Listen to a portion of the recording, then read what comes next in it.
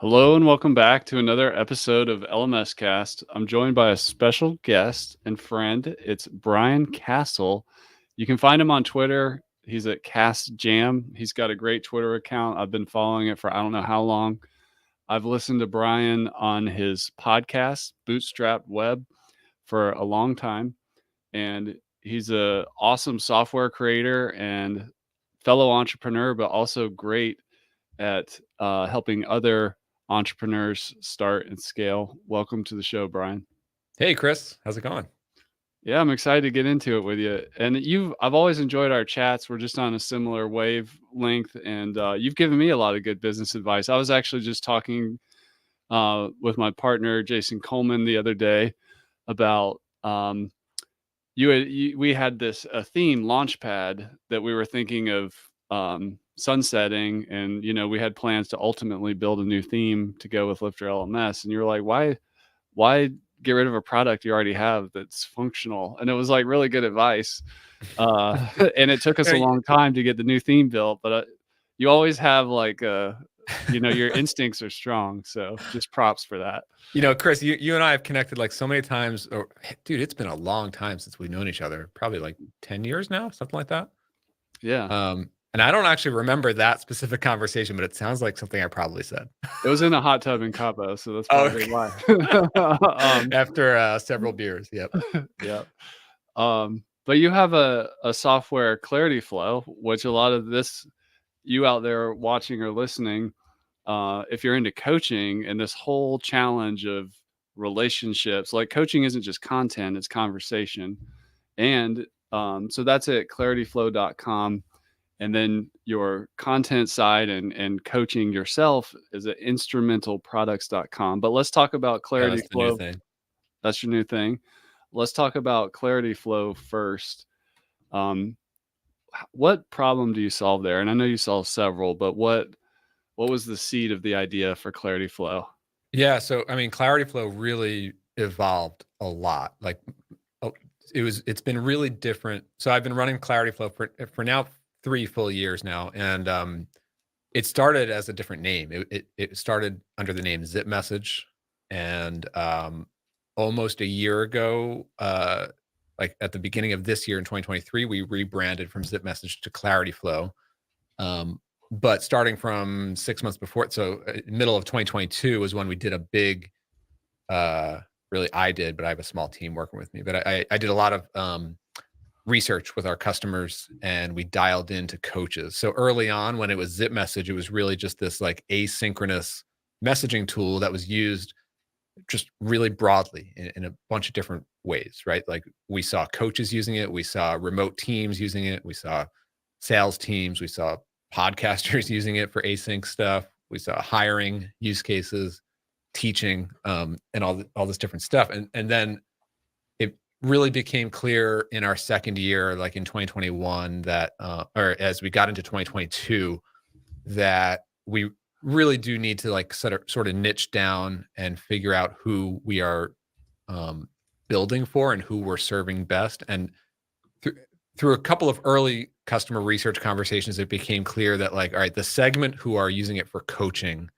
they are by far our best customer because they rely on it the most. They use it most in the core of their business, whereas the other use cases, they got some value from it, but it was sort of periphery. It was like they could easily pick it up, put it down, swap it out. It's not a big deal in their business. But for coaches, it was like the way that they actually communicate with their clients. So that became clear. And then I did like 50 more customer research interviews with coaches to really understand, where does this actually fit in your stack? And through those interviews, I learned yes, they use it for asynchronous coaching, like asynchronous sending and receiving of messages with camera and audio only messages with their clients and texts. But so many coaches also have a course or also have a coaching group, and they do a lot of group cohorts. And they sort of try to like duct tape our tool against so many other different tools. And then of course there's payments, right? So selling your coaching packages, selling access to your coaching groups and cohorts and things. So through all that research, I realized like, okay, we should really build a cohesive platform for a coach to build all those pieces together under one roof. So actually this month in December, so like next week, we are launching Clarityflow Commerce, which is our payments feature. And so Nice. that sort of like caps off this whole year where we went from just being an async communications tool. That's still the core of what we are, but we've added on the ability to run courses, the ability to have community spaces, and now finally the ability to actually like sell and integrate your Stripe account and do all that. So it's kind of, so this year, like this month, we actually finished that big roadmap of like becoming the full product vision for Clarityflow. That's awesome. I know there's this business advice like you should put your customer at the center of your product, not your business or not your product. And that's like a well executed, like, okay, we've got this coach avatar. What do they need? What do people want? They want one tool to rule them all. Like they don't want like a million different things to duct tape together. I think it depends on the Yeah. tool. I think not every tool has to be everything. But I think in my case, like hearing enough use cases or enough stories from coaches who are trying to do that like duct tape thing, and we have a really good Zapier integration. You could do certain integrations, but in our case, it became clear that like it's still, that doesn't solve the problem because the client, like the coach's client, they don't want to have to deal with like multiple logins to different tools and jumping between like, all right, I paid my coach over here, and then I'm joining the coaching group community over on this platform, and then I'm getting the courses and the library the frameworks over there, and then I'm communicating over here. That's like 3-4 different tools. They want a cohesive experience for their clients. So that's what we put together. I kind of ended up in a similar place with Lifter LMS. I was really into courses and the technology and then like over time, it's taken me a long time to figure out the avatar. And there's actually several, and WordPress makes it challenging because it's so Mhm. componentized. People do all kinds of stuff with it. But if you were advising a new starting entrepreneur, what's there's like there's the advice that you should always focus on the avatar, but is there like what would you advise? Which way? Like if you're really into a certain technology or niche, should you just go for it and figure out the avatar later, or from day one pick one and double down? Because the benefit of not picking one is over time it just emerges, or a couple of them emerge, and you get that time just seeing what happens so that your assumptions can be challenged and the market will tell you. So Yeah, I sometimes there's mean, like different strategies there. this idea of like niching down is one of those business lessons that I keep having to learn over and over again the hard way. Yeah. Like Zip Message was not my first business, and for whatever reason, I thought it would work by not niching down and just keeping it broad, and it sort of worked in the first year, but then it became really clear in the second year. And look, it's different for every business. There are multiple. There's so many different ways to be successful. You really have to just sort of go with whatever makes sense to you as the founder and whatever situation you have. But I know that's kind of a cop out.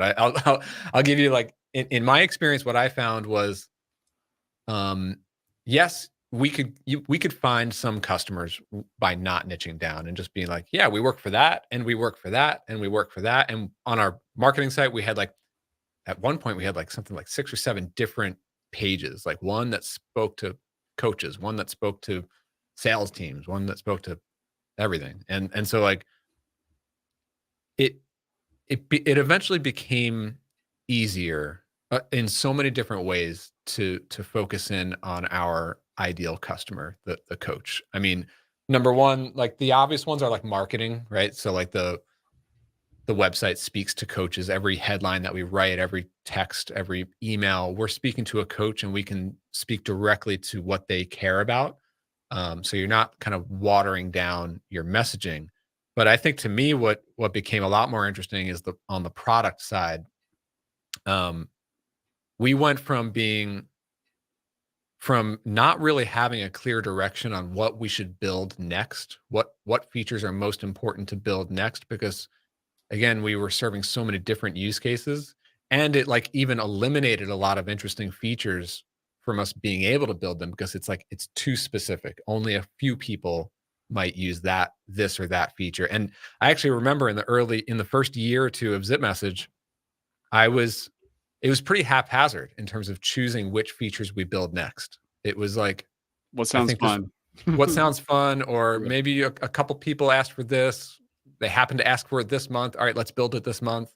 But then once I got into coaches and I got really, really into the research on how exactly they use these different tools, and coaches use course tools and community tools in very different ways than a typical like online teacher uses them, or even like these large communities. Like when using it for coaching, it's very, very specific. It's more like a library of resources that they like hand pick and they give to their clients and things. And they want these like close, small membership coaching cohorts, you know.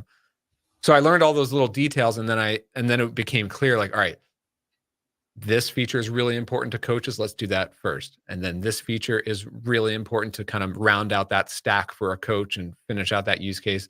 That comes next. And then the payments piece like comes after that. Like this whole year of 2023 has been a very clear sequence of features to get from like half built to like fully built product, feature complete, you know. And it just, every single feature became obvious, like, all right, this is what comes next, you know. The coaching industry, and I'm thinking particularly, I guess, about business coaching, has evolved, and it's not going away. Like, it just continues to proliferate as like a way to learn just in time education, network with your peers and all these like coaching niches. I kind of think of like Tony Robbins as the first business coach in a way, and he's been around since, I don't know, I was a kid, and late night TV commercials, life coaching and stuff like that. But Yeah. what do you I mean, it's been eye-opening for me. I've never personally been that connected to coaching in general. I know many coaches. I right now I work with a coach, but and I've had different coaches over the years, but not all the time. And so again, once I got into the research into this, it was pretty eye-opening to see like how large this category really is.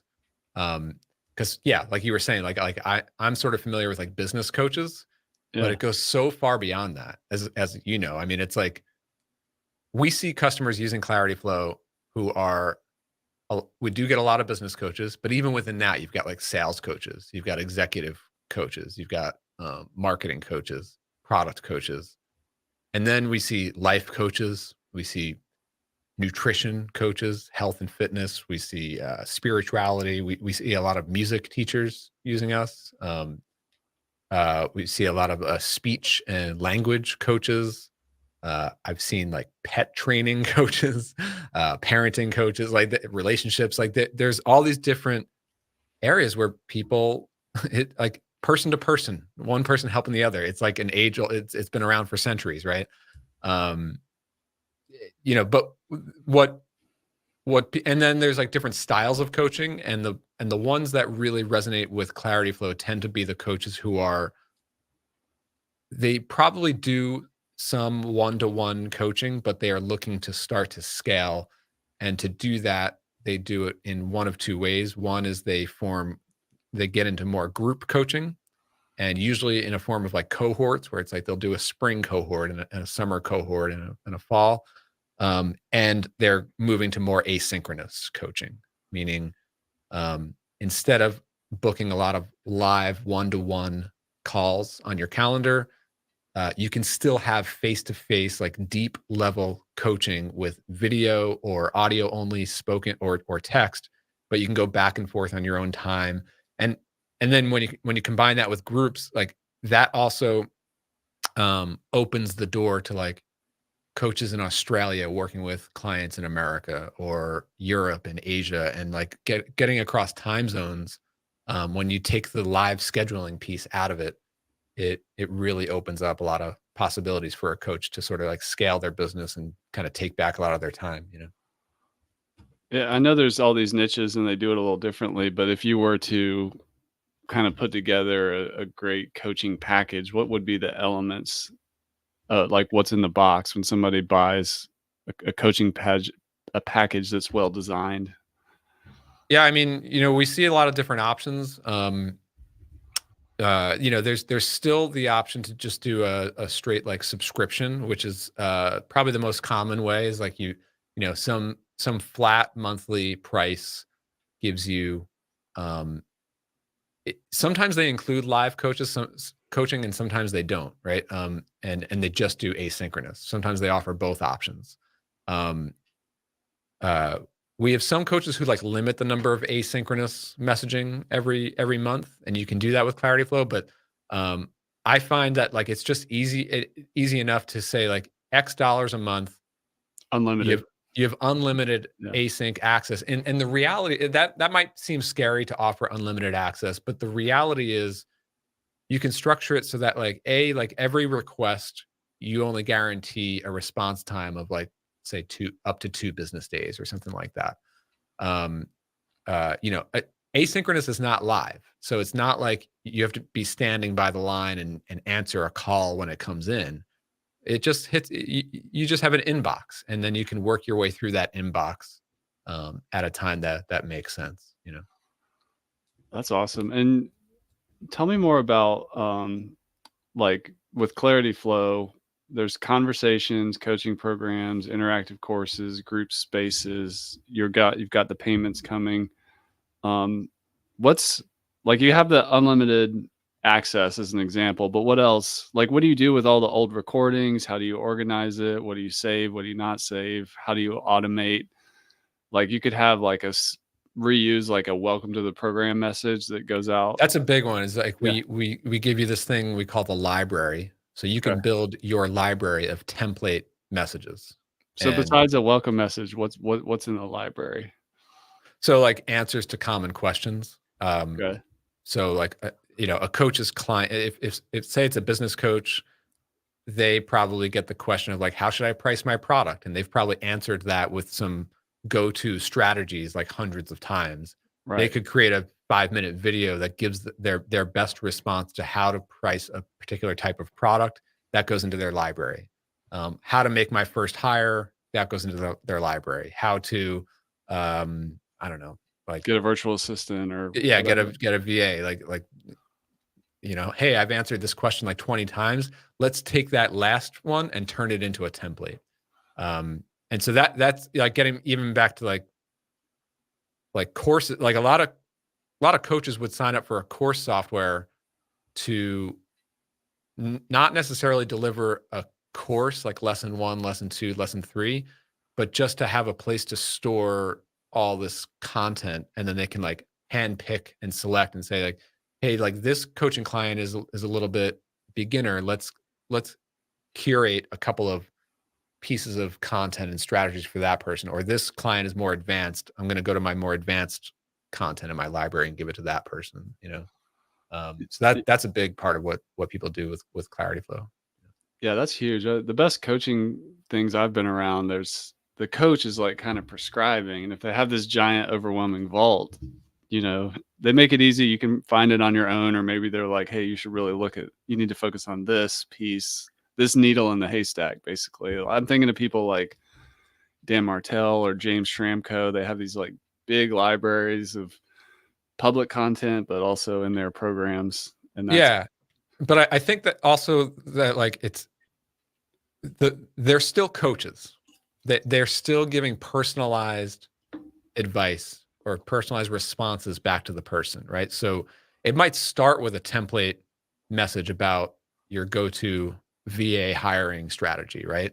But then the person's going to have like, oh, but in my case, I've got something that's a little bit different. I have a question, or how should I actually apply that given my personal scenario? And that's where a coach is actually offering coaching. And so the whole idea, like we went from asynchronous conversations that are laid out in like a threaded conversation layout, but now that's still the core, and you can insert these templates and reply back with personalized replies all in the same flow. um And which that's helps been the like the coach, concept. Yeah. which helps the coach like not quote waste time on like the low value entry stuff, and then when the custom piece comes in, Yep. it saves everybody's time. Exactly. Yeah. And also like there's a lot of coach like I work with a coach. I meet with him live on a call once every 2 weeks, but in between our live calls we have an asynchronous thread going in Clarityflow. And the way we usually use that is I'll send him a message a couple of days before our live call that's coming up and say like, hey, here are the couple things that are on my mind right now. Just to give you some groundwork, some context, so that we don't have to waste the first 20 minutes of our call doing that. Like it's, once we get on the live, we can just jump right in, I love that. Just because we always have to ask, how should coaches use a artificial intelligence, or can they, or like, do you have any tips there, or what you're seeing in the industry right now to create Um, even more like speed or quality or whatever? you know, it's interesting. Like again, like I hear from a lot of coaches every day, and I have not heard, like it's not like a high demand, high feature request thing. Like, oh, I wish this could be done with AI, or I want to use AI in this way. So I would say so far we're still, at least in this, in my corner of the coaching industry, it's still like not a thing yet. I mean, Mhm. I'm sure people use ChatGPT and stuff, but like they don't wish it's part of a coaching product. We certainly have ideas on how we might integrate AI in the future. I know that there's a lot of people who tend to use or talk about how that they use ChatGPT to like think through ideas and frameworks. Um, honestly, I don't know like how, like if it really comes into play in the interaction between a coach and their client. I think most people are using AI privately to help them in their own creative process, or their own uh, production flow. Like that's how I generally. I mostly use it for coding, because I Yeah. work on the product. So I use it a lot in software development stuff. Occasionally, we use it to help write some like marketing copy and things like that, or at least get like a version 1 of that written. Um, but like in Clarityflow, there at some point, probably next year, we'll get into things like, because what we already do is we transcribe. So if you send a video message or an audio message, we'll automatically transcribe it and put the text there. Like an obvious one is like we should use AI to summarize that and give you a couple of bullet points so that you don't have to like read the whole thing or listen back. Um, Another thing that we do is every message gets a title, which you can customize. We should be able to use AI to automatically title your messages, So and I think in general, like software tools should just try to sprinkle AI in these things. It doesn't have to like replace how the thing gets used, because at the end of the day, most tools are still used by humans, Yeah.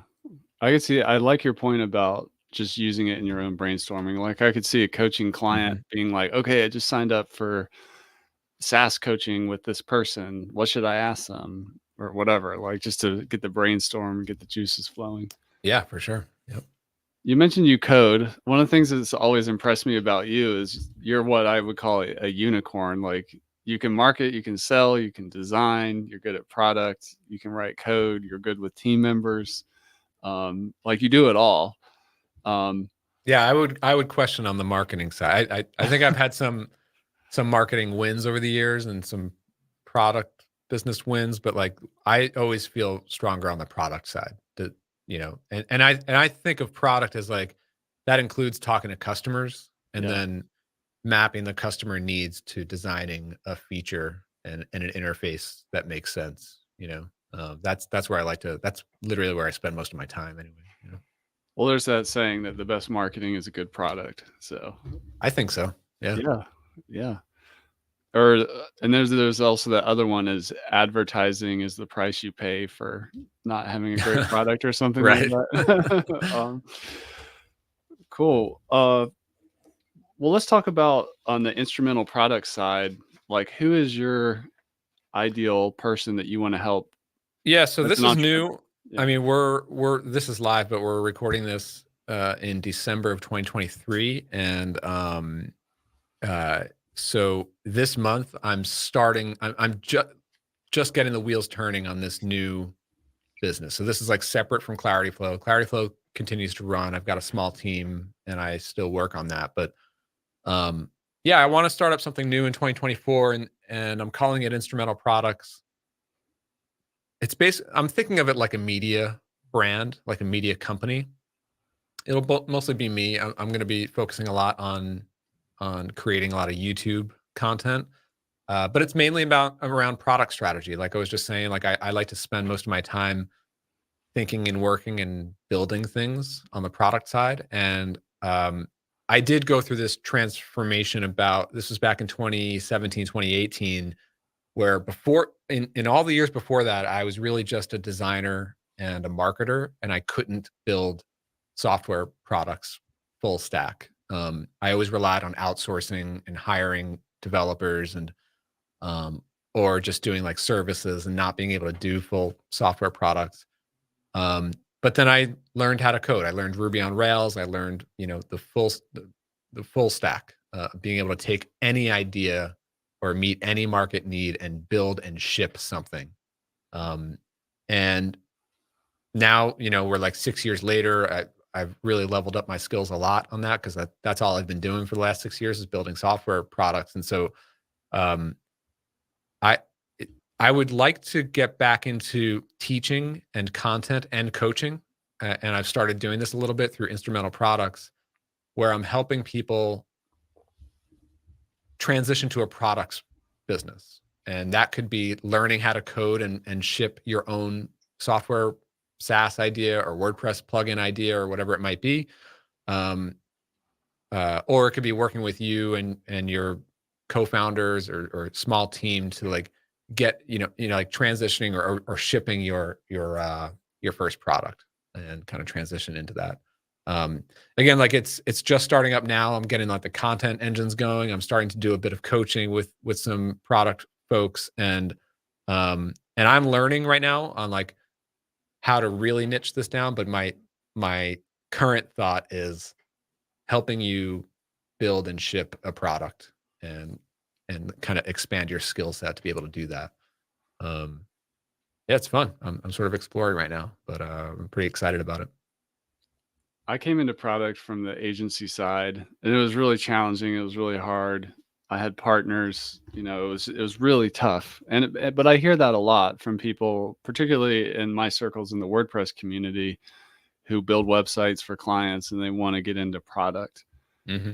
Given where you're at now with all your experience and everything, what is like the first couple of things, if somebody has that desire, like I really want to get into product, like where do we start heading so that we don't end up wasting lots of time and money and increase our chances of success?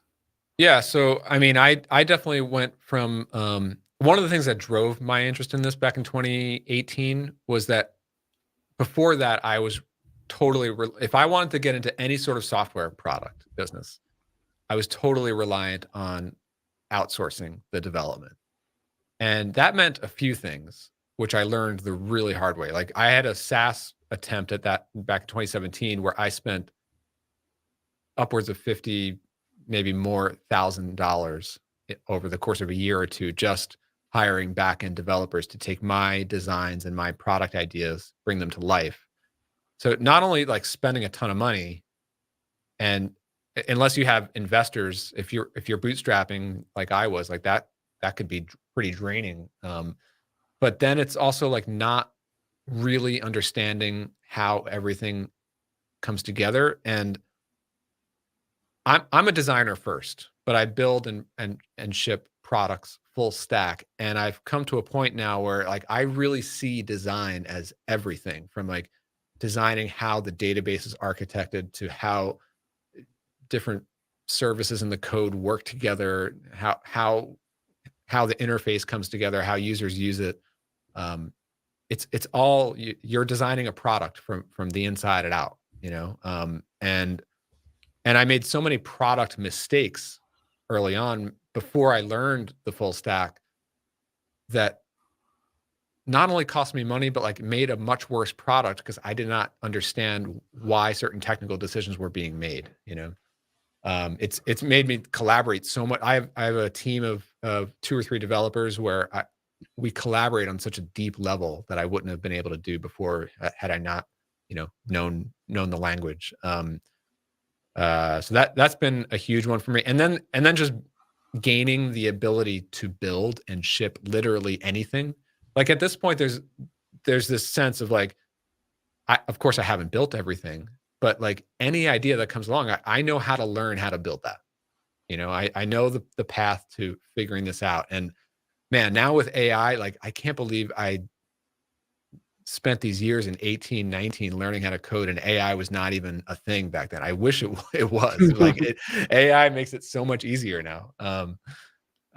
So it's pretty exciting. But what it does, I think, for most people who transition into this is like it completely opens up your world in terms of the potential ideas and the potential businesses that you can transition into. Like it doesn't have to be selling your time as a freelancer.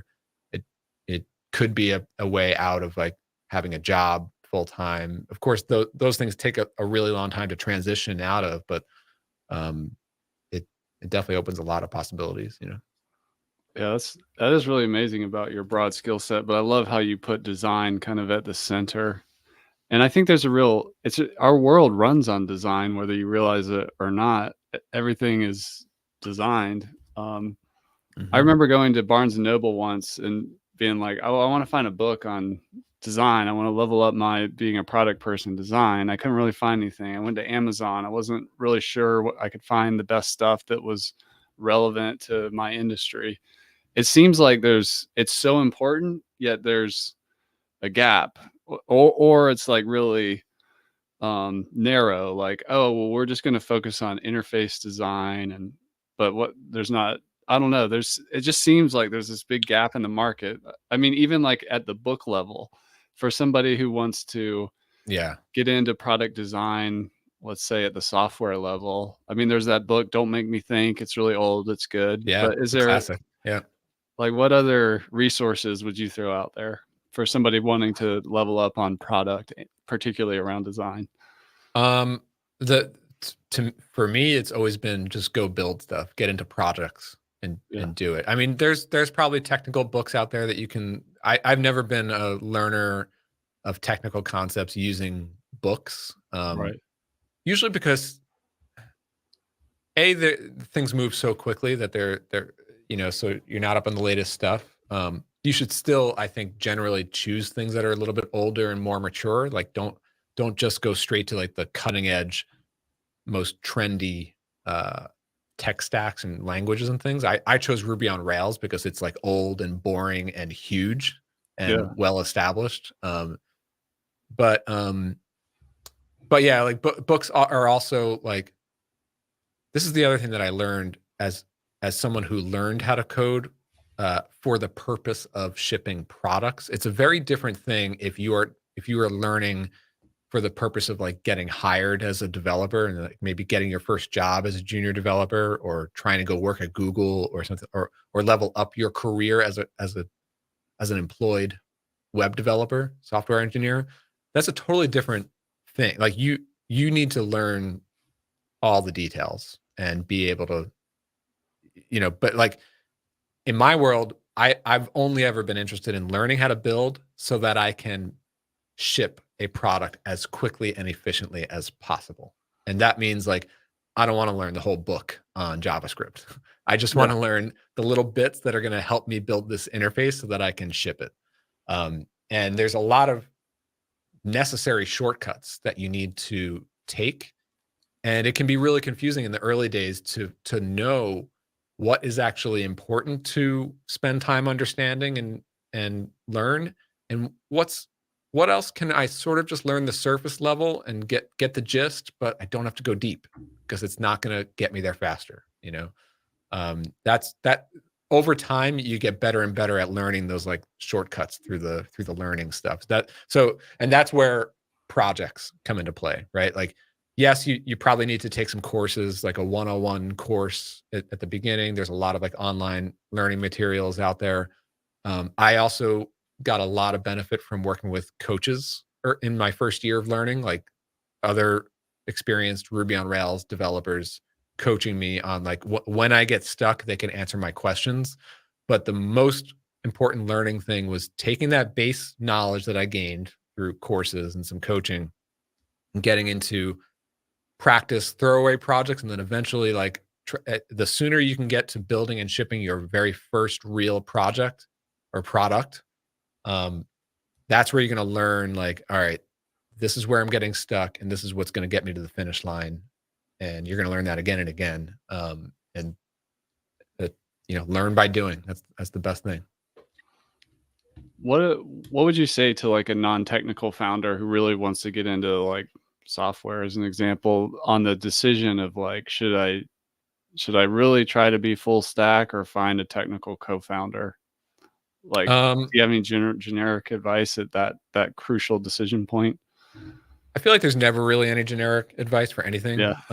It's totally personal for each individual person. Some people are just naturally drawn to it. Like I feel like in my case, my mind worked logically like a programmer, probably for like 10 years before I even learned how to program, but I just didn't know how to put the pieces together. So I was a front end developer, and I had worked a lot with processes with people and teams and stuff, but like I had never learned how to build and ship code. So I guess in that sense, it sort of came easy to me. But I think that there's a lot of entrepreneurs who are like that, who have a systems mindset. If you think in processes, like when you scale your team and your operations, it's not all that different. It's when this happens, we do this. When this happens, we do that. If this, then that. It's a lot of that, there's more technical stuff to it, but you can learn it. It's not that difficult. I think I think that for non-technical co-founders, if you do have a technical founder, it's also really, really important for that technical founder to be able to speak the language of business. Mm-hmm. And because you can't just trust that like a totally technical person is going to make all the right business decisions when it comes to deciding how to implement something, how to code something, how to architect a database. If we build it this way, what is it going to mean next year when we need to move the feature in that direction to reach this customer group? Or can we trim the scope in this or that way to ship this quarter instead of 3 quarters from now?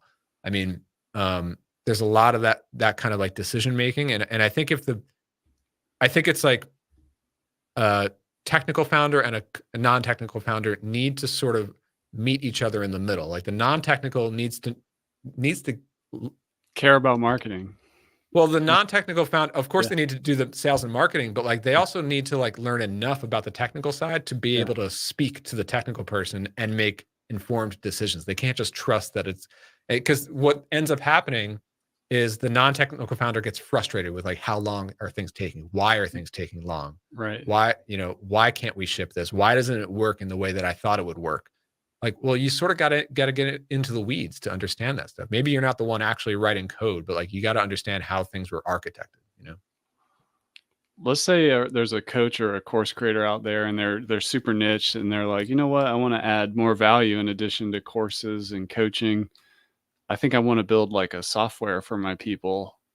Do you have any quick thoughts on that, to do a WordPress solution versus a SaaS solution? Like what are some things that people aren't thinking about if they're new to the idea of like, well, which way should I go? In terms of like choosing which tools to be able to build a product? Yeah. Like if somebody has an idea and they're like, I want to help house cleaners run their business more successfully, as an example, I'm just thinking about one of our customers. I would go with whatever tools, whatever platform you know the best and you are most comfortable building and shipping in. If that's WordPress, then do it in WordPress. If it's not, then go with something else. But like at the end of the day, like the underlying platform doesn't matter all that much. What matters more, like when I started to learn how to code, I was deciding between, well, first, like the whole world of languages, like which one should I learn, right? And then I sort of zeroed in on like, all right, it's either going to be Ruby on Rails or Laravel, PHP based Laravel. And both of them are really popular. Both of them are really or somewhat old. Like they've been around several years. They're through several versions now, so they're not like cutting edge and brand new. The other factor that I looked at was like they're so popular that there is so many resources available in these ecosystems to learn, to use smaller libraries and plugins and products in these ecosystems for Rails or Laravel. There's a lot of courses, there's a lot of coaches, and then the last thing that I looked at was like there's a huge worldwide developer pool of people that I could potentially hire. You know, if you get like the most niche, cutting edge technology, there's going to be very few developers available to hire for that because they don't know it yet. But there's a ton of Ruby on Rails developers and there are a ton of PHP developers in the world. So that made it a lot easier to eventually, like, yes, at first it was more about me learning and building myself, but very quickly, like within a year or two after that, I got into shipping real SaaS products where I did need to bring in the help of other developers. And I've been working with this group for the last 5 years. And then just being able to like collaborate with developers in this ecosystem, that's been huge. So like that's what I would look at in terms of choosing which one to learn. But in terms of like, I have a product idea, I want to ship it within the next 3-4 months, just go with whatever you know best, you know? Let's use the house cleaning example. Like if we were going to build a software there, and I mean, on level 1, you would just communicate to a developer that says something like, I want a house cleaning software that does this, this, and this. But design, one of your strengths is like it's a powerful communication tool. Writing is important too.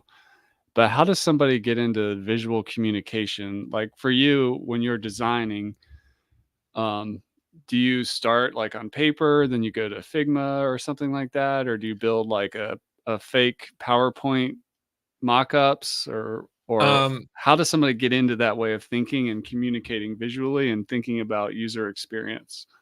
Yeah, I mean, that's the key word, is user experience.